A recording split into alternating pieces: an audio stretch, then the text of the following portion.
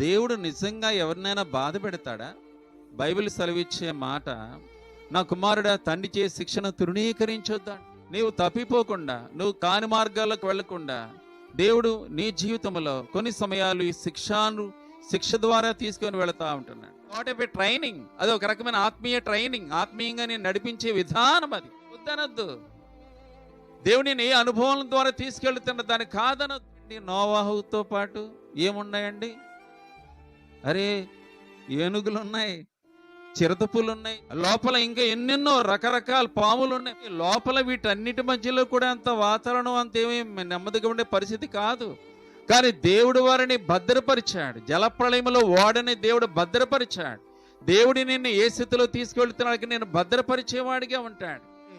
ఎవరైతే నిజంగా మనసావాచ దేవుణ్ణి హత్తుకుంటారో దేవుడు మరలా వారిని తిరిగి నిర్మించగలిగిన వాడిగా ఉంటాడు.